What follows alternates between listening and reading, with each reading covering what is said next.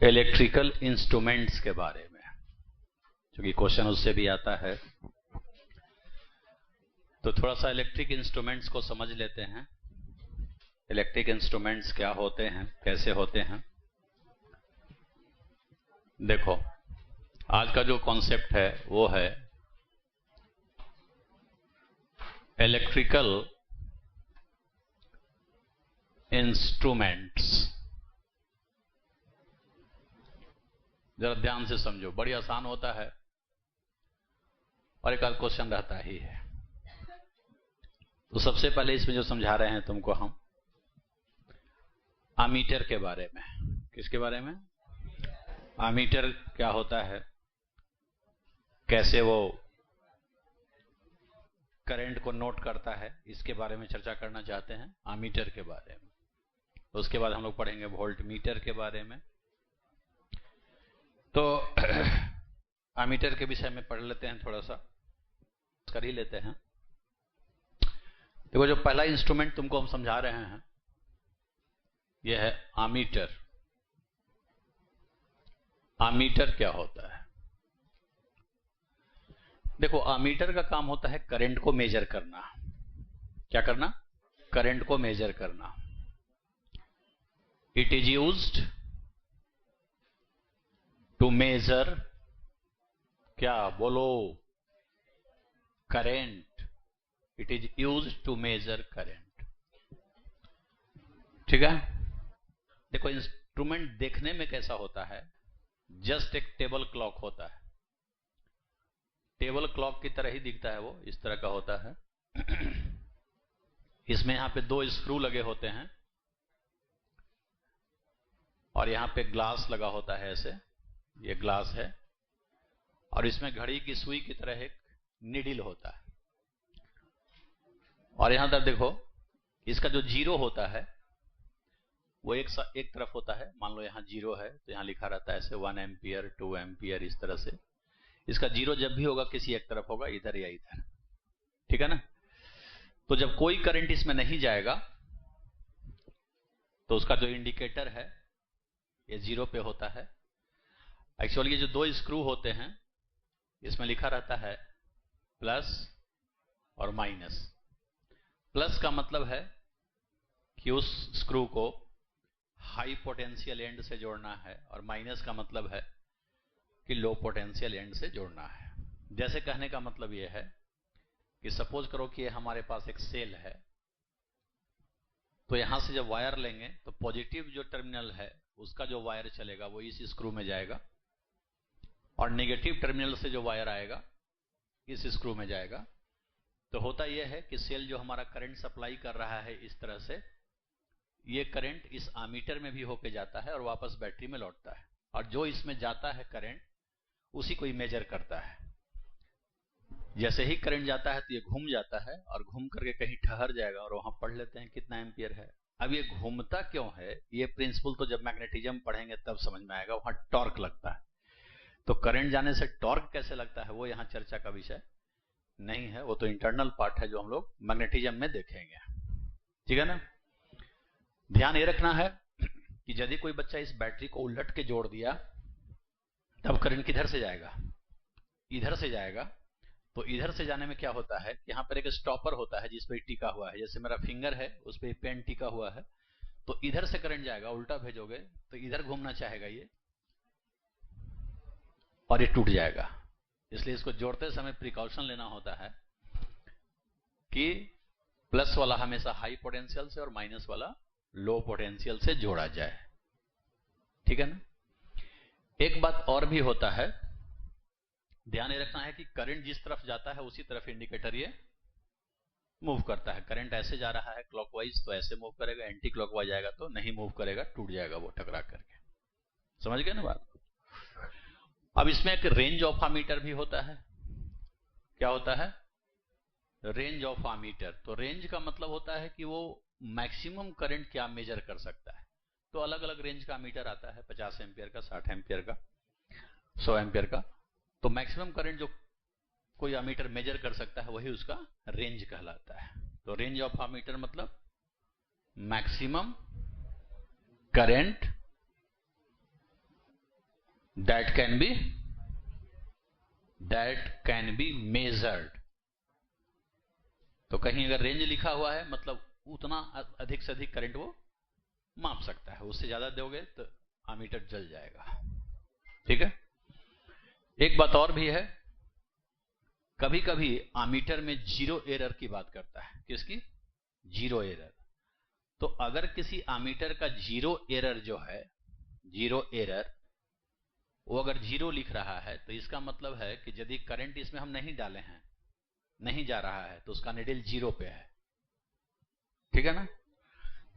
तो अगर ये करंट डालने के बाद 5 पे जा रहा है, इसका मतलब करंट 5 ही एम्पियर है। लेकिन यदि जीरो एरर जीरो ना है, मान लो कि जीरो एरर का वैल्यू कुछ दे दिया कि जीरो एरर जो है सपोज करो 1 एम्पियर का है, से कर लिया, और अब करंट देने पर मान लो रीडिंग आ रहा है कि रीडिंग ऑफ एमीटर बता रहा है, एमीटर जो है करंट जब गया तो रीड करके बताया मान लो 6 एम्पियर। तो 6 एम्पियर करंट भले बता रहा है, लेकिन 1 एम्पियर तो पहले ही से नीडल आगे है, तो एक्चुअल करंट कितना मेजर किया? तो इसका एक्चुअल करंट का वैल्यू हो जाएगा, एक्चुअल जो करंट होगा हमारा वो होता है रीडिंग माइनस जीरो एरर, यानी कि 5 ही एम्पियर लेंगे। और अगर यही जीरो एरर जीरो लिख रहा है क्वेश्चन में, तब तो 6 एम्पियर होगा। क्लियर? तो ये तो देखो एमीटर होता है, रियलिटी में जो दिखता है ऐसा। इसका जो इक्विवेलेंट डायग्राम हम लोग बनाते हैं, इक्विवेलेंट डायग्राम जो बनाते हैं वो क्या होता है कि एक सर्कल लेते हैं और इसमें एक बस नीडल दिखा देते हैं और एक तरफ प्लस एक तरफ माइनस ले लेते हैं। क्लियर?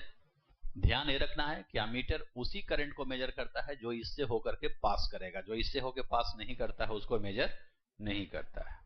इतना समझ में आ गया?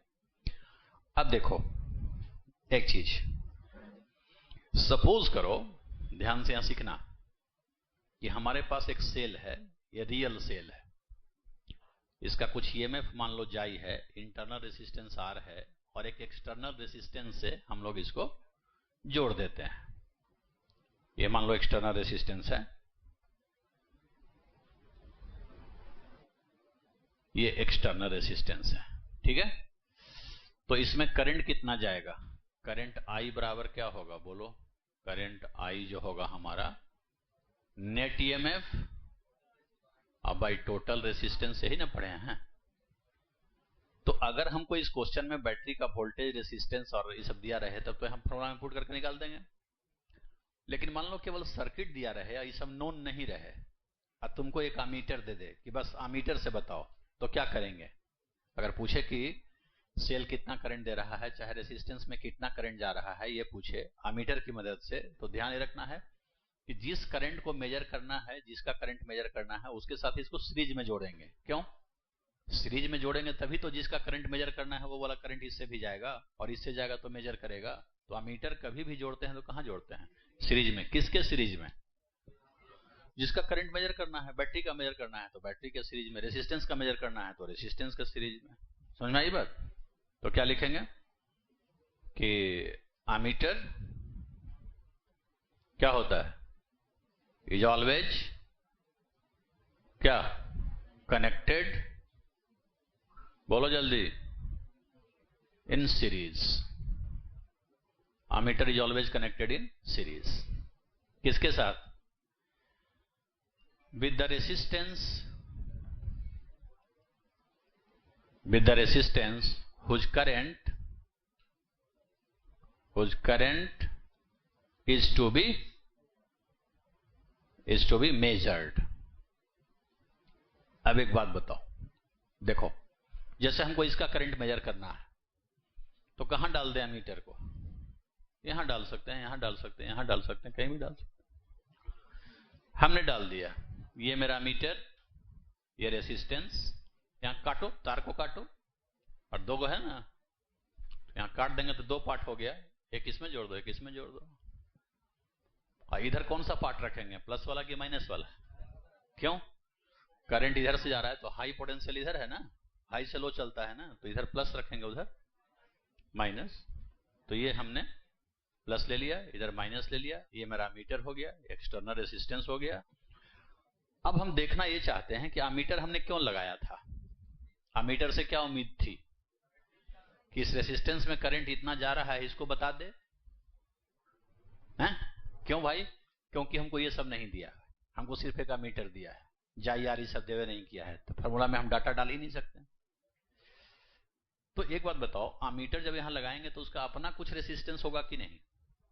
हर इंस्ट्रूमेंट का कुछ ना कुछ रेसिस्टेंस होगा। अरे इसमें भी तो वायर यूज हुआ होगा ना भाई, मेटल यूज हुआ होगा ना, तो बिना रेसिस्टेंस का होगा। तो आरए मान लिया, क्या मान लिया? Internal resistance. किसका? Internal resistance of ammeter. अब एक बात बताओ, यहां से जो करंट चलेगा उसी को नहीं मेजर करेगा, तो ये करंट जाएगा कितना, इस सर्किट में कितना करंट जाएगा?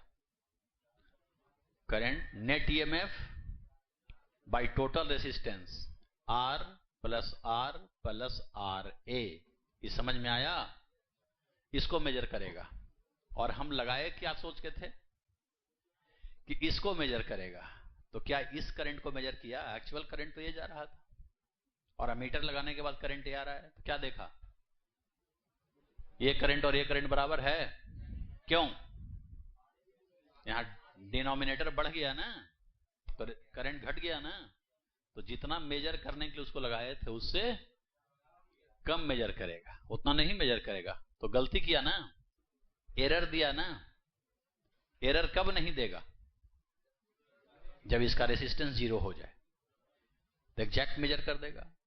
तो जब किसी अमीटर का रेसिस्टेंस जीरो हो जाता है तो उसको आइडियल अमीटर बोलते हैं। क्या बोलते हैं? तो क्वेश्चन में कहीं लिखा रहेगा कि आइडियल अमीटर है, मतलब उसमें कोई रेसिस्टेंस, बट रियलिटी में ऐसा नहीं होगा, क्योंकि रेसिस्टेंस तो होगा ही। तो बढ़िया अमीटर फिर कौन है? एकदम बढ़िया तो वो है जिसका रेसिस्टेंस जीरो हो जाए। ऐसा होगा नहीं रियलिटी में, तो फिर रियलिटी में बढ़िया अमीटर कौन है? इसको जीरो होना है, तो जीरो तो कर नहीं सकते, तो जीरो जैसा हो, बहुत कम हो, तो जो अमीटर का रेसिस्टेंस जितना कम होगा, जीरो के करीब होगा, वो उतना ही ज्यादा अच्छा अमीटर, यानी कि उतना ही एक्यूरेसी के करीब पहुंचेगा, इसके करीब पहुंचेगा। ये बहुत कम होगा, जीरो होगा तो एग्जैक्ट हो जाएगा। समझा? तो अमीटर बनाते समय कंपनियां यह ध्यान रखती है कि कभी भी उसका रेसिस्टेंस ज्यादा ना हो। जो भी वायर वगैरह यूज करती है, कम रेसिस्टेंस के वायर यूज किए जाते हैं। क्लियर है ना? तो क्या लिखेंगे? देखो, ये करंट थ्योरी से निकाले थे ना, तो इसको बोलते हैं थ्योरेटिकल करंट। कौन सा करंट? थ्योरेटिकल करंट था ये। और ये इंस्ट्रूमेंट लगा के निकाले, तो ये है प्रैक्टिकल करंट। प्रैक्टिकल किए तो एरर क्या हुआ? कितने का एरर आया? एरर गलती कितना किया? This minus this, this minus this. समझ गया ना? तो एरर कभी पूछे तो आई थ्योरेटिकल माइनस आई प्रैक्टिकल। अगर कोई सर्किट दे तुमको, अब पूछे कि अमीटर का एरर बताइए, तो एक बार अमीटर खोल के करंट निकाल देना है, और एक बार अमीटर लेके निकाल देना है, और डिफरेंस ले लेना है। खोल के निकालोगे वो थ्योरेटिकल होगा, लगा के निकालोगे वो प्रैक्टिकल किए हम लोग। यही एरर हुआ। फ्रैक्शनल एरर क्या हुआ? फ्रैक्शनल एरर मतलब एक में कितना हुआ, तो कितना करंट मेजर करना था? इतना। मैं मेजर कितना किया? क्या एरर कितना दिया? इतना। तो एक में कितना? इतना बटा वो, तो 100 में कितना परसेंटेज एरर? तो यदि तुमको कहीं परसेंटेज एरर पूछे तो क्या लिखोगे? डेल्टा आई, ना डेल्टा आई है डिफरेंस, अब बटा आई थ्योरेटिकल, क्योंकि यही ना मेजर करना था। तो इतना में इतना गलती किया, तो एक में कितना? इतना बटा इतना, और इंटू 100 कर देंगे, तो ये परसेंटेज एरर निकल जाएगा। ठीक है? नोट में क्या सीखा कि for ammeter to be accurate, ammeter to be accurate its internal resistance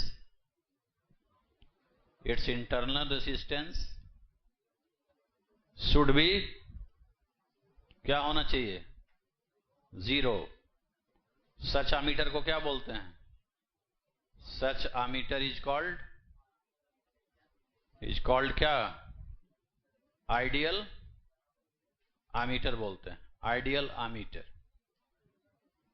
तो कभी कभी पूछ देगा कि आइडियल एमीटर कौन है, तो जिसका रेजिस्टेंस 0 है. ठीक है. और एरर को कम करना है तब, एरर को 0 तो नहीं बना सकते, तो कम करना है तब बोला तो कि और ये लगभग बराबर हो जाए, तो इसको 0 न करके 0 के करीब करेंगे. तो फॉर मिनिमम एरर क्या होगा? फॉर मिनिमम एरर बोलो, एरर कम हो, इसका क्या कंडीशन है?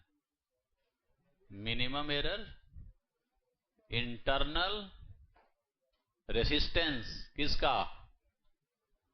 इंटरनल रेसिस्टेंस ऑफ ammeter ना, शुड बी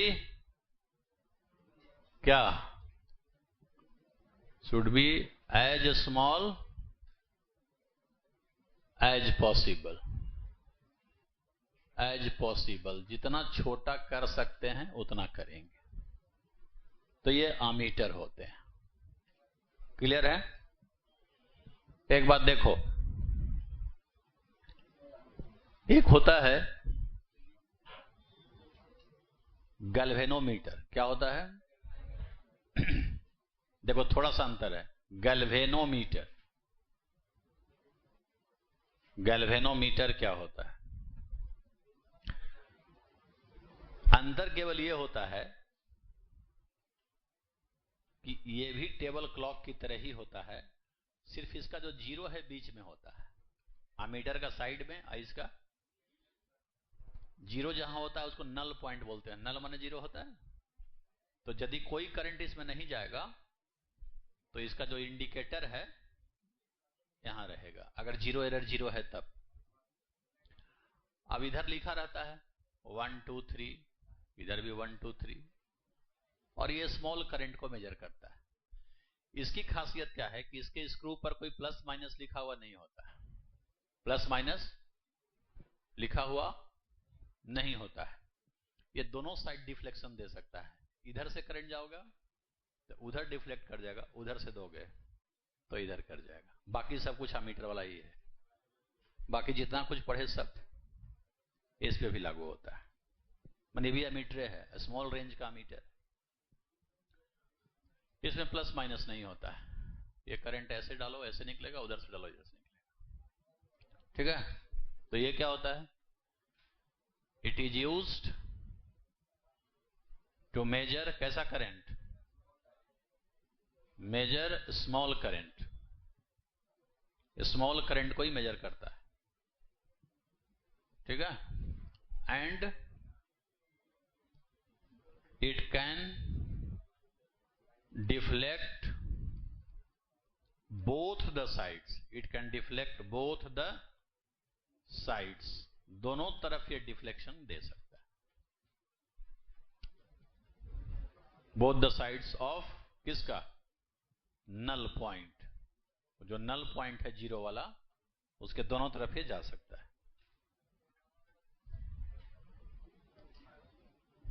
समझ में आ गई बात? तो ये है ammeter.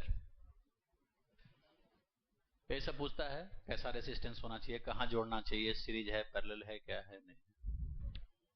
ठीक है. अब देखो, एक जो होता है इसको बोलते हैं, दूसरा इंस्ट्रूमेंट, आवाज नहीं करो, वोल्ट मीटर.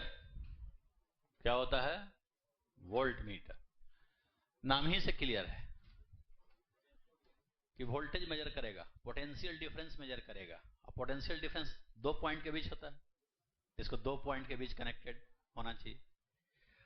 और पोटेंशियल डिफरेंस आएगा कहां? पोटेंशियल डिफरेंस कहां प्रोड्यूस होता है? रेसिस्टेंस में. अरे करंट जाता है तो वहां पीडी होता है ना. तो किसी भी रेसिस्टेंस के पीडी को मेजर करने के लिए इसको कनेक्ट किया जाता है उसके साथ पैरेलल में। कैसे? पैरेलल में। जिस रेसिस्टेंस का पीडी मेजर करना हो उसके दोनों छोर के बीच इसको पैरेलल में जोड़ देना है। ठीक है, अब जरा हम देखेंगे कि ये कितना एक्यूरेट होगा, कितना गलत होगा, क्या होगा, उसके लिए क्या कंडीशन है, यही पढ़ना है हम लोग। ठीक है ना? क्या बोलेंगे? क्या करता है ये? इट इज यूज्ड किस काम के लिए? टू मेजर, जल्दी बोलो, पीडी अक्रॉस द रेसिस्टेंस। किसी रेसिस्टेंस के पीडी को मेजर करने में काम आता है। ठीक है, जहां भी पीडी है वहां लगा सकते हो इसको, जहां जहां पीडी देखने को मिले। और सुनो, दूसरी बात क्या है? It is always connected. कैसे कनेक्ट करते हैं?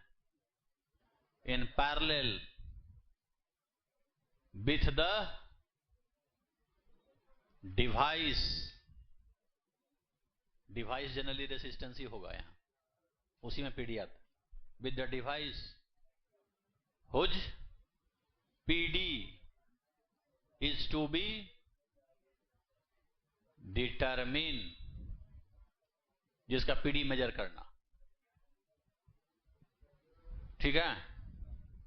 ए लड़का, मुंह बंद रख रहे, छोटा है क्या? लतखोर भी है। उसी दिन नीचे तुमको कर रहा था, फिर भी आदत नहीं छूटी तुम्हारी। लतखोर दास, इधर देखो। मान लो कि एक ये रेसिस्टेंस है। क्या है? ये रेसिस्टेंस है और ये एक सेल है। इसका ईएमएफ जाई है, इंटरनल रेसिस्टेंस आर है, एक्सटर्नल रेसिस्टेंस आर है। करंट कितना जाएगा? करंट आई कितना है? सोना बोलो। जाई बाय आर प्लस आर। हो गया? इसमें पीडी कितना है? पोटेंशियल डिफरेंस कितना है? पीडी बोलो ना, पीडी अक्रॉस रेसिस्टर कितना है? अक्रॉस द रेसिस्टर कितना है? बोलो। क्या होता है रेसिस्टेंस का पीडी? हाँ? अरे पीडी क्या होता है रेसिस्टेंस का? वी बाई आई होता है ना? वी बाई आई होता है कि नहीं होता है? ये कौन सा पीडी निकला? प्रैक्टिकल की थ्योरेटिकल? अरे इंस्ट्रूमेंट लगा ही नहीं है तो प्रैक्टिकल कैसे? प्रैक्टिकल तो इंस्ट्रूमेंट से ना होगा जी, तो थ्योरी से ना लिखे, फॉर्मूला लगाया, थ्योरी है। ठीक है, अब प्रैक्टिकल करेंगे तो क्या करेंगे? प्रैक्टिकल कैसे करेंगे? इंस्ट्रूमेंट लगाएंगे। किसमें? ये देखो, ये रेसिस्टेंस है और ये मेरा सेल है, और यहां पे पैरेलल में वोल्टमीटर डाल देंगे। ये भी देखने में सही है, सेम अमीटर। इसका भी जीरो एक तरफ होता है, इस पे भी प्लस माइनस लिखा रहता है। वोल्टमीटर भी बिल्कुल सेम ही दिखता है। ये ग्लास, ये स्क्रू, ये प्लस माइनस और ये नीडल एक साइड में रहता है। ये जीरो यहां होता है और इधर वोल्टेज लिखा रहता है। इसमें भी करंट जाता है तो ये रोटेट करता है टॉर्क लगने की वजह से। यदि यहां पे हम वोल्टमीटर को जोड़ लेंगे तो इसका अपना भी तो कुछ रेसिस्टेंस होगा, इंटरनल रेसिस्टेंस। इंटरनल रेसिस्टेंस किसका है? ये वोल्टमीटर का। क्या मान लिया? आरवी। ये मान लो कुछ बताएगा। तो वोल्टमीटर किसका पीडी मेजर करेगा? रेसिस्टेंस का, उसी के पैरेलल में है ना। या अपना भी कह सकते हो। क्यों? क्योंकि ये दोनों तो पैरेलल में है, तो इसका पीडी बोल दो, चाहे वोल्टमीटर का पीडी बोल दो, चाहे सेल का पीडी बोल दो, इधर तो वायर है ना जी, तो इधर सब एक जगह एक जैसा है ना, वायर है, इधर का पोटेंशियल सब का एक छोर का एक जैसा है, यहाँ यहाँ यहाँ, उधर भी वही बात है, वायर है तो यहाँ यहाँ यहाँ, तो जो भी पीडी मेजर करेगा उसका सेल का पीडी बोलो, रेसिस्टेंस का पीडी बोलो, या वोल्टमीटर का पीडी बोलो, क्योंकि तीनों पैरेलल में है। इसका इक्विवेलेंट कितना आएगा? इसका इक्विवेलेंट कितना आएगा? किस कॉम्बिनेशन में है? तो ऐसा मान सकते हैं ये सेल है और ये रेसिस्टेंस है, इसका इक्विवेलेंट कितना लिखेंगे? आर आर भी बाई आर प्लस, यही ना होगा। इसमें कितना करंट जा रहा होगा? मान लो आई डैश करंट है, कितना करंट जा रहा होगा? जल्दी बोलो, आई डैश, तो नेट ईएमएफ और by total resistance R plus R R भी बटा आर प्लस आर भी, और जब करंट निकल गया तो इसमें पीडी निकल जाएगा। कैसे? रेसिस्टेंस से मल्टीप्लाई कर देंगे तो आई आर पीडी हो जाएगा, और जो इसका पीडी होगा वही नहीं इसका पीडी होगा, इसका पीडी होगा। क्यों? क्योंकि पैरेलल का इक्विवेलेंट की क्या खासियत होती है कि जो इसका पीडी होगा वही पीडी इसका भी होगा, वही इसका भी होगा, वही मेजर करेगा। तो भी रीडिंग ऑफ वोल्टमीटर क्या हो जाएगा? वोल्टमीटर कितना रीड करेगा? रीडिंग ऑफ वोल्टमीटर बोलो, जल्दी बोलो, बोलता क्यों नहीं है?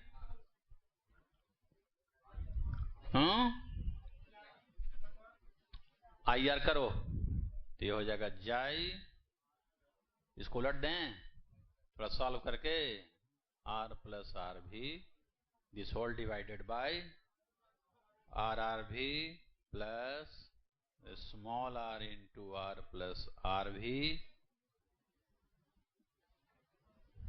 इंटू बोलो आर आर भी बाई आर प्लस आर भी, है ना? कुछ कटेगा? कटेगा। क्या कटेगा? इससे ये कट गया, कटा। देखो इस इक्वेशन को हम इसकी तरफ बनाना चाहते हैं ताकि कंपैरिजन कर सके, सहूलियत हो चेक करने में। तो यहां जाईआर है ना पहले वाला पीडी में, तो इसी को ना प्रैक्टिकल पीडी बोलेंगे। आ जाओ जाईआर रख लेते हैं, ध्यान देना, जाईआर क्या किए और आरवी को नीचे ले जा रहे हैं, आरवी को। तो देखो इतना बटा आरवी करेंगे तो आरवी इसमें भी है तो अलग अलग कर देंगे, इतना बटा आरवी प्लस इतना बटा आरवी, तो क्या आ जाएगा? यहां आ जाएगा आरवी कट जाएगा, आर इसमें भी आर आर भी है प्लस स्मॉल आर, इसको एक साथ रख लिए, आरवी कट गया, प्लस आर इंटू आर बट्टा आर भी, यही ना आया। अब कंपैरिजन करो।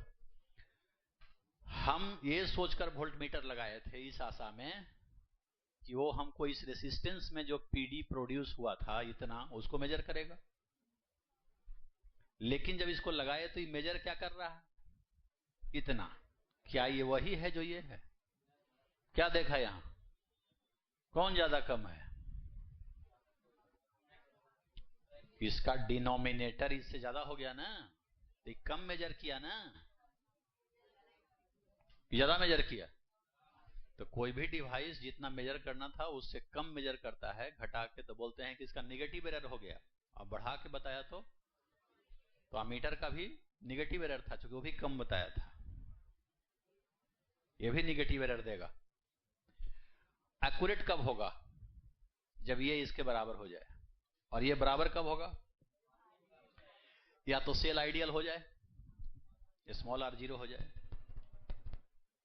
खत्म हो जाएगा टर्म। मान लो सेल आइडियल नहीं हुआ, तब ई आर तो जीरो होना ही नहीं है, क्योंकि इसमें जीरो कर देंगे तो पीडीए जीरो हो जाएगा, तो मेजर क्या करेंगे? आर भी को इनफाइनाइट कर दें, RV को इनफाइनाइट कर देंगे तो भाग देने पर ही 0 हो जाएगा। बात को समझना, आइए इसके बराबर हो जाएगा। तो वैसा वोल्ट मीटर जिसका रेसिस्टेंस इनफाइनाइट हो वो एक्यूरेट होगा, और उसी को आइडियल एमीटर बोलते हैं। तो कहीं क्वेश्चन में लिखा कि वोल्ट मीटर इज आइडियल, इसका मतलब है कि उसका रेसिस्टेंस इनफाइनाइट है, ठीक है ना। तो क्या लिखेंगे कि for voltmeter to be क्या होना चाहिए, एक्यूरेट, इट्स इंटरनल रेसिस्टेंस क्या होना चाहिए, इंटरनल रेसिस्टेंस शुड बी, बोलो, इनफाइनाइट। RV इनफाइनाइट होना चाहिए। सच वोल्ट मीटर को क्या बोलेंगे, सच वोल्ट मीटर इज कॉल्ड क्या, आइडियल वोल्ट मीटर। लेकिन सुनो, जैसे आमीटर आइडियल नहीं हो सकता है वैसे वोल्ट मीटर भी आइडियल। कहोगे क्यों, ये बताओ कि जब इसके नीडल घूमेगा, 0 से आगे बढ़ेगा तब ना पढ़ पाएंगे। इसको घुमाएगा कौन, करंट, करंट जाता है तब ना घूमता है। तो यदि तुम रेसिस्टेंस इनफाइनाइट कर दोगे तो क्या उसमें करंट जाएगा, क्यों, देखो इधर, current in ideal voltmeter, ideal volt meter सोचो, करंट को लिखते हैं V/R। अरे इसका वोल्टेज ही रेसिस्टेंस है ना, है क्या है रेसिस्टेंस, तो V/R, और R हो गया इन्फिनिटी, तो आ जाएगा 0। और जब करंट जाएगा ही नहीं तो घूमेगा ही नहीं, और घूमेगा ही नहीं तो पढ़ेंगे कैसे। तो बोलने को तो बोल दिए बट रियलिटी में ऐसा। लेकिन हाँ एक बात है कि यदि कहीं क्वेश्चन में लिखता है कि वोल्ट मीटर आइडियल है तो इसमें करंट सप्लाई नहीं होगा। ये बैटरी का जो करंट आएगा यहां सीधे इसमें चला जाएगा, इसमें नहीं जाएगा, क्योंकि इनफाइनाइट है तो करंट जाएगा ही नहीं। क्लियर। तो क्या लिखेंगे कि ideal voltmeter, ideal voltmeter क्या करता है, draw no current, draw no current, कोई करंट खींचता नहीं है, उसमें करंट नहीं जाएगा, नहीं पास करेगा। क्लियर। और एक और बात, इसका कैसा एरर है, नेगेटिव की पॉजिटिव, कैसा एरर देता है, क्यों नेगेटिव देता है, वोल्ट मीटर एरर इज क्या, नेगेटिव। क्यों नेगेटिव, कम बताता है, क्योंकि ज्यादा टर्म आ गया ना। तो आइडियल नहीं कर सकते हैं तो हम क्या चाहेंगे कि इसका एरर कम से कम हो। जैसे मान लो अगर 10 वोल्ट आ रहा है कैलकुलेट करके, तो 10 तो नहीं है बताएगा, कम में बताएगा, तो 9.9999 इस तरह से बताए। उसके लिए क्या करें, इसी टर्म पे ना सोचना है, ये तो जो कहते हो ठीक है। तो RV की वैल्यू इनफाइनाइट नहीं करेंगे, लेकिन बहुत बहुत ज्यादा करेंगे, ज्यादा से भाग देंगे तब नहीं, बहुत कम होगा, 0 जैसा होगा। 0 होने पर एक्यूरेट हो जाता है, 0 इसको कर नहीं सकते, उसके लिए इनफाइनाइट करना पड़ता है, वो हो नहीं सकता। तो इसको 0 जैसा करेंगे, तो 0 जैसा कब होगा, जब RV बहुत ज्यादा होगा तो ना भाग देने पर बहुत कम होगा जी। तो वोल्ट मीटर बनाने में इस बात का ध्यान रखा जाता है कि उसका रेसिस्टेंस जितना हाई हो सकता है उतना हाई रखेंगे, वो हमारे हित में है। और अमीटर में जितना लो रखेंगे वो हमारे हित में है। मैंने पढ़ा है, फॉर मिनिमम एरर रेसिस्टेंस किसका, रेसिस्टेंस ऑफ वोल्ट मीटर क्या होना चाहिए, should be very high, very high होना चाहिए, ठीक है। तो जब भी कोई क्वेश्चन देगा तो तुमको इस तरह का सर्किट दिया रहेगा, अब बोलेगा कि रीडिंग निकालो वोल्ट मीटर का, तो फट से वही देख लेना कि आइडियल है कि क्या है। अगर आइडियल है तो इसका पीडी निकाल दो, वही पीडी इसका हो जाएगा। यदि आइडियल नहीं है तब तो करंट इसमें भी जाएगा, इसमें भी जाएगा, तो उससे बेहतर है कि इसका इक्विवेलेंट निकाल दो और इसका पीडी निकाल दो, वही आंसर हो जाएगा। और यदि एरर पूछे तो एक बार वोल्टमीटर खोल के निकालो, एक बार वोल्टमीटर जोड़ के निकालो और डिफरेंस ले लो, वो एरर हो गया। परसेंटेज पूछे तो डेल्टा V बटा V थ्योरेटिकल गुने 100 कर दो कि 100 में कितना गलती कर रहा है। अगर 100 मेजर करना है तो कितना गलती कर रहा है। क्लियर आ रहा है? हाँ, डेल्टा V क्या है यहां? डेल्टा V क्या है? V practical minus V theoretical, तो निगेटिव आ जाएगा एरर।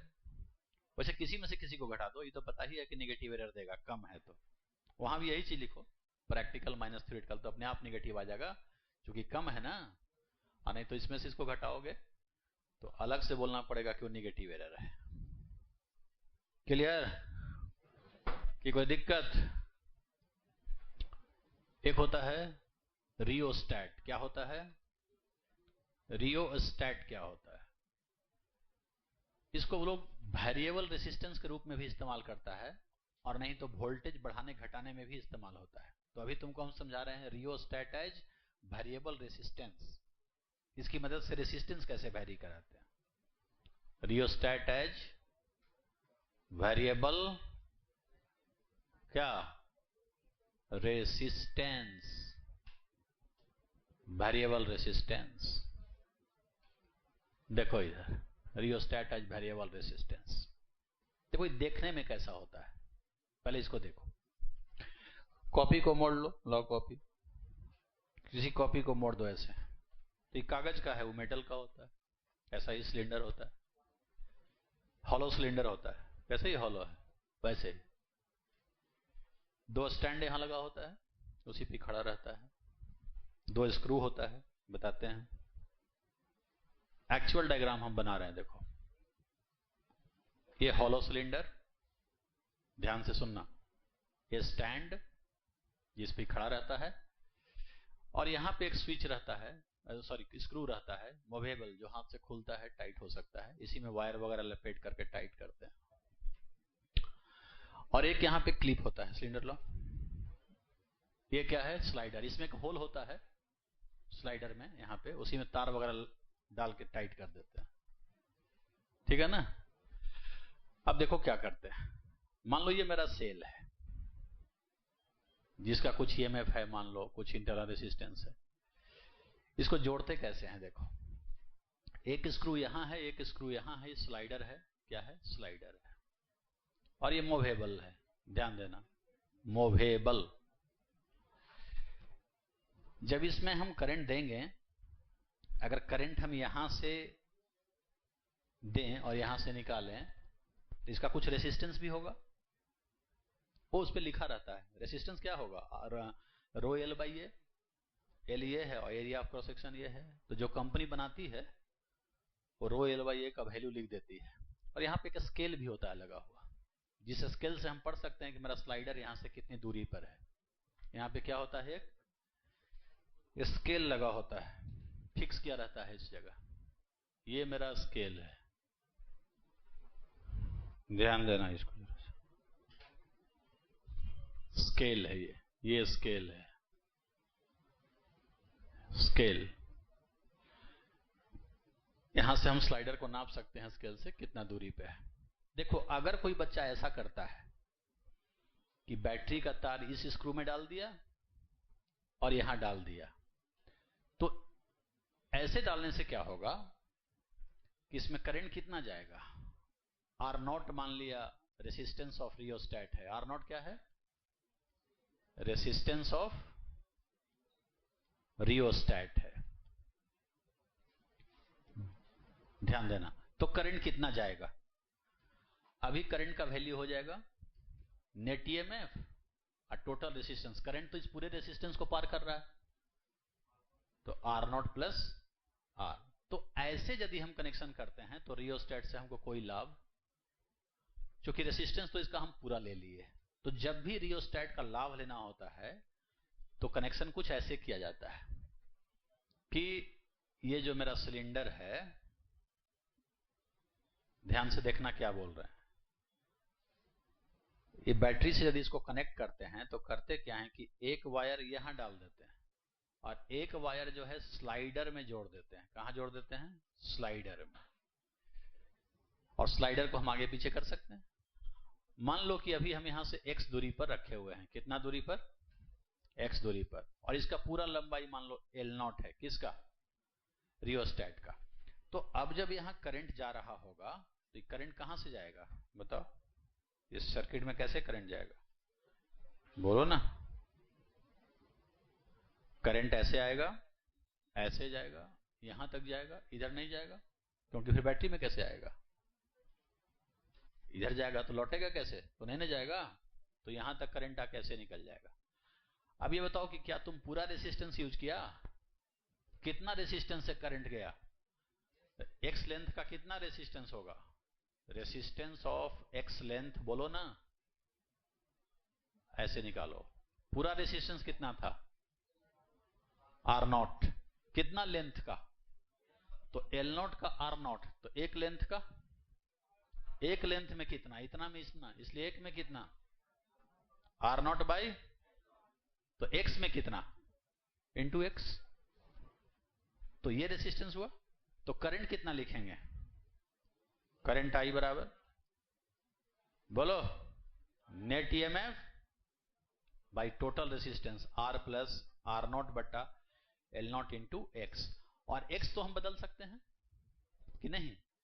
अगर इस स्लाइडर को खिसका के यहां कर दें तब तो x हमारा बढ़ेगा, दूसरी छोर की तरफ ले जाएं तो x बढ़ेगा, x बढ़ेगा तो करंट घटेगा। और यहां लेके चले जाएंगे तो यही करंट आ जाएगा, क्योंकि x बराबर कितना हो जाएगा? L0। L0 रखेंगे तो वही करंट आ जाएगा। और इधर खिसकावें तब x घटेगा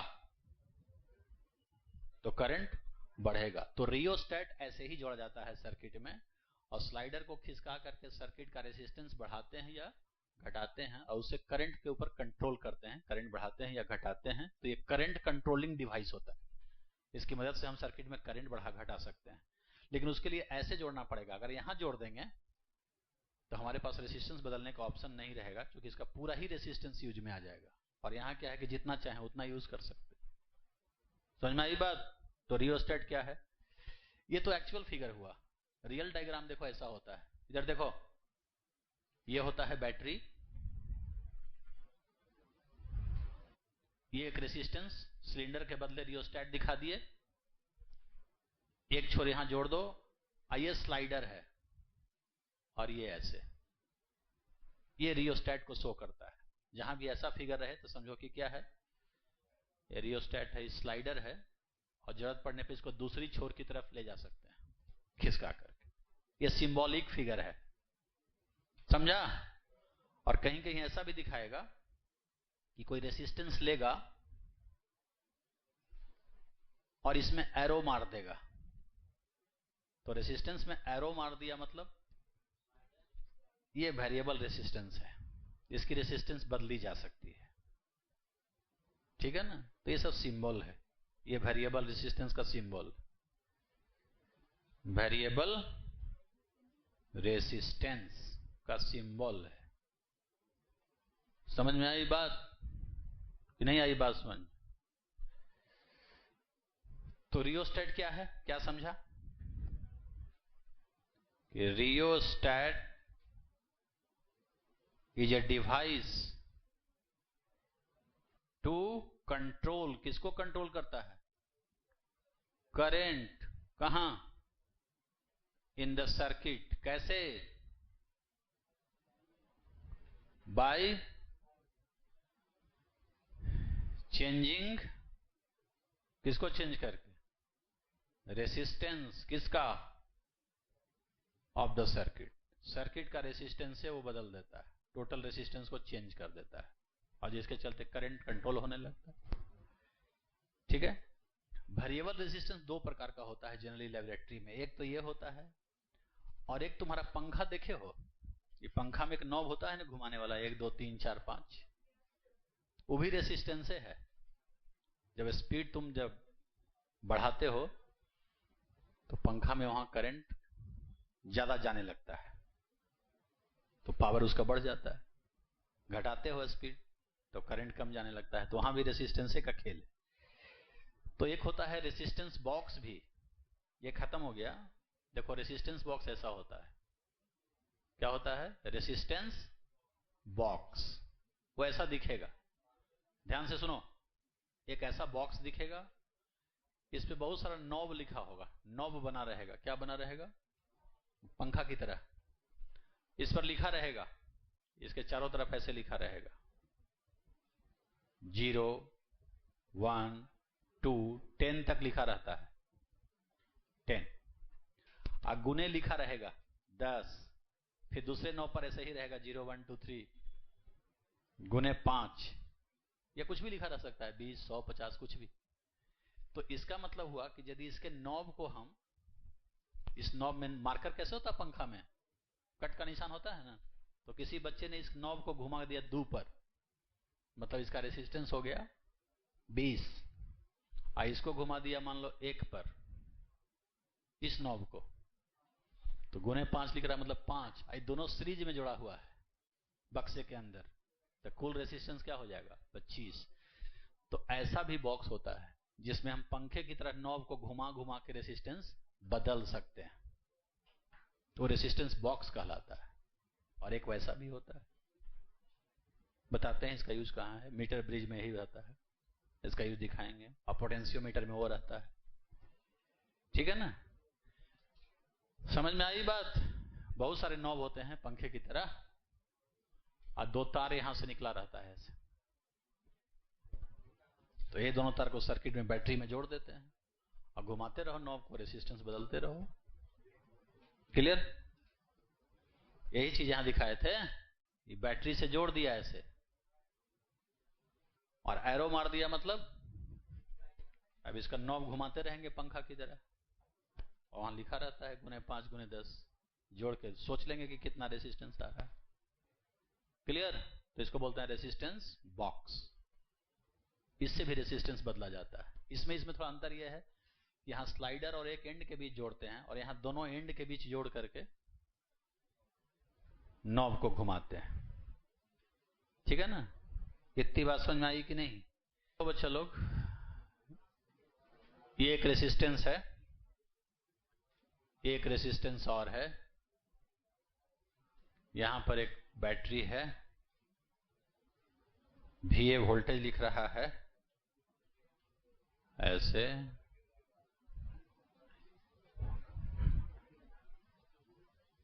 और ये यहां पे है ऐसे,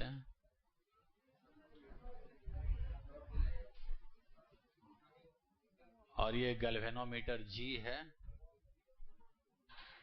यहां पे एक बैटरी है,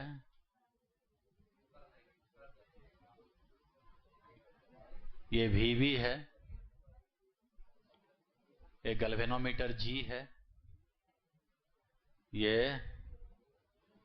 रेसिस्टेंस 2 बना दिया, एक ही रेसिस्टेंस है। ये R है, ये R1 है, वैल्यू सबकी दी गई है। ये 500 ओम है, R 100 ओम है, यही तो है। बैटरी का कोई इंटरनल रेसिस्टेंस नहीं है, दोनों बैटरी आइडियल है। कहता है कि if galvanometer meter shows no deflection, कोई डिफ्लेक्शन नहीं दे रहा है, उसमें करंट नहीं जा रहा होगा, फाइंड करो। क्या फाइंड करना है? VB, ये वोल्टेज कितना है। कहता है गैल्वेनोमीटर डिफ्लेक्शन शो नहीं कर रहा, कुछ नहीं है, कुछ है ही नहीं। एक बात बताओ, इसमें करंट नहीं जा रहा है, मानते हो कि नहीं? तभी ना डिफ्लेक्शन नहीं दे रहा है। तो करंट नहीं जा रहा है, तो यहां PD 0 है, हाँ या ना? PD क्या है? IR, आर है ही नहीं। सॉरी आई है ही नहीं, तो पीडी 0 है तो यहां वायर मान लो कि नॉर्मल वायर है, ठीक। अब एक बात बताओ, ये सेल करंट दिया होगा कि नहीं सर्किट में? ये सेल से करंट निकला कि नहीं निकला? नहीं, क्योंकि यदि निकलेगा तो जाएगा तो डिफ्लेक्शन होगा, मतलब करंट नहीं दिया तो तय है। इस सेल से जो करंट चलेगा क्या यहां जाके डिवाइड होगा कि नहीं होगा? नहीं, क्योंकि डिवाइड होगा तो फिर डिफ्लेक्शन आएगा। क्वेश्चन कहता है कि ना, इसका मतलब इसका करंट इसी लूप में घूमेगा ना। ये करंट तो हम निकाल सकते हैं ना कि पूरा एक ही लूप में एक जैसा करंट हो, तो उस करंट का वैल्यू क्या होता है? नेट ईएमएफ और टोटल रेसिस्टेंस 600, कितना हो गया? 2 into 10 to the power -2 ampere. कहोगे उससे फायदा? उससे फायदा है। जब यहां रेसिस्टेंस नहीं है, सॉरी पीडी नहीं है, तो इसको हम वायर मान सकते हैं, और वायर मान सकते हैं तो जो वोल्टेज यहां होगा वही वोल्टेज यहां होगा, ये दोनों पैरेलल में आ गया। क्यों? क्योंकि वायर अगर यहां हो गया पीडी 0 होने के कारण, तो यहां पोटेंशियल सेम है, यहां सेम है, तो जो डिफरेंस है यहां सो डिफरेंस है यहां। बोलो, तो बैटरी का वोल्टेज क्या होगा? जो इसका होगा, तो IR, और I कितना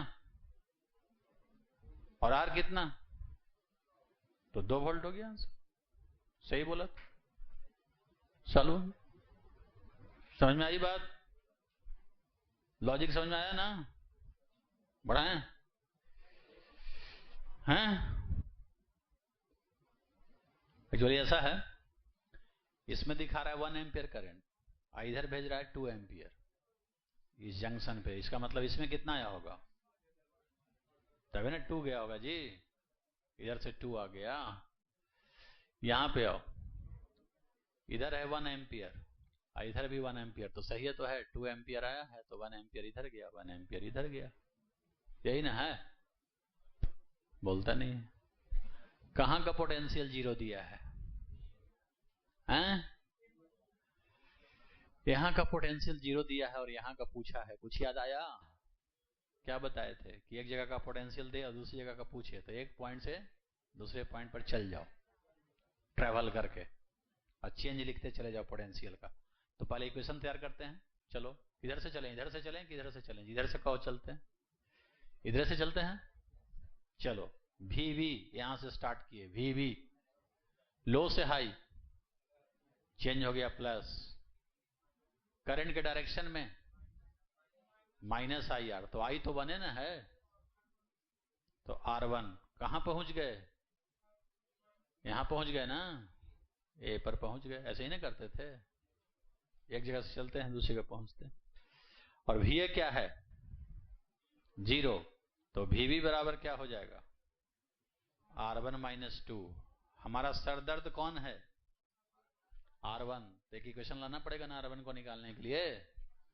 आ जाओ, R1 कैसे निकालोगे? सो बताओ क्या करेंगे हम R1 निकालने के लिए? इक्वेशन तो लाना ही होगा। ऐसा करके देखें, इस लूप में घूम जाएं, बोलेगा नहीं। इस लूप में घूम जाएं, बोलो, अब बोलेगा ही नहीं। इस लूप में घूमे, चलो ऐसे घूम रहे हैं, देखते हैं क्या हो सकता है। VA से शुरू किए, लो से हाई +1, करंट के अपोजिट चले IR, हाई से लो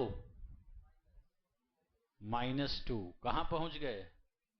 B पर। ये से ये कैंसिल, अब VA का वैल्यू 0 दिया हुआ है, बराबर VB, तो VB बराबर क्या हो गया? 1 वोल्ट। क्वेश्चन ही गड़बड़ कर दिया था हमने, क्वेश्चन गड़बड़ कर दिया था।